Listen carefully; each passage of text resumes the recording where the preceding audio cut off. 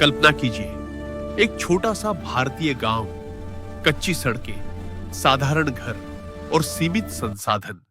लेकिन इसी जगह से एक ऐसा इंसान निकला जिसने दुनिया की बड़ी बड़ी टेक कंपनियों को चुनौती दे दी। आज की कहानी है श्रीधर वेम्बू की, एक ऐसे उद्यमी की जिसने बिना शोर शराबे के भारत की सबसे सफल सॉफ्टवेयर कंपनियों में से एक बनाई, जोहो कॉरपोरेशन।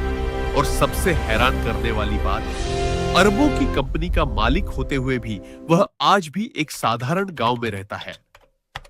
श्रीधर वेम्बू का जन्म 1968 में तमिलनाडु के एक छोटे से गांव में हुआ। उनका परिवार बहुत अमीर नहीं था, बिजली और संसाधनों की कमी थी, लेकिन एक चीज बहुत मजबूत थी, पढ़ाई करने की इच्छा। उन्होंने कड़ी मेहनत की और भारत के सबसे कठिन इंजीनियरिंग कॉलेजों में से एक Indian institute of technology Madras में एडमिशन हासिल कर लिया। यहीं से उनकी जिंदगी बदलनी शुरू हुई। आईआईटी से पढ़ाई पूरी करने के बाद श्रीधर वेम्बू आगे की पढ़ाई के लिए अमेरिका चले गए। उन्होंने प्रिंसटन यूनिवर्सिटी से पीएचडी की। इसके बाद उन्हें बड़ी बड़ी टेक कंपनियों में काम करने का मौका मिला। जिंदगी आराम से चल सकती थी, लेकिन उनके मन में एक सवाल था, क्या भारत में विश्व स्तरीय टेक कंपनी नहीं बन सकती? यहीं से शुरू हुआ एक बड़ा सपना।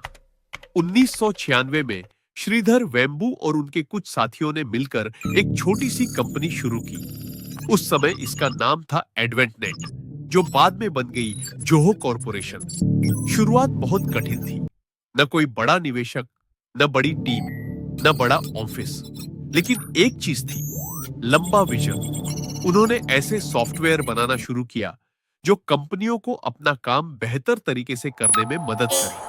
धीरे धीरे उनकी मेहनत रंग लाने लगी। आज जोहो कॉरपोरेशन के सॉफ्टवेयर दुनिया के 150 से ज्यादा देशों में इस्तेमाल होते हैं। कंपनी के करोड़ों यूजर हैं और हजारों कर्मचारी। सबसे दिलचस्प बात यह है कि इस कंपनी ने ज्यादातर समय बिना बड़े निवेशकों के ही विकास किया, यानी कंपनी ने अपने दम पर अपना साम्राज्य खड़ा किया। अब यहां कहानी में आता है सबसे बड़ा ट्विस्ट। जब लोग अरबपति बनते हैं तो वे बड़े शहरों में लग्जरी जिंदगी जीते हैं, लेकिन श्रीधर वेम्बू ने एक अलग रास्ता चुना। वह वापस अपने गांव चले गए।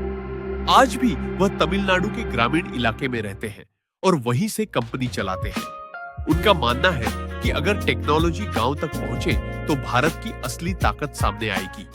उन्होंने बच्चों को टेक्नोलॉजी के बारे में बताया और युवाओं को कोडिंग करना सिखाया, जिससे आने वाले समय में और बच्चे ऐसे ही टेक स्टार्टअप खोले।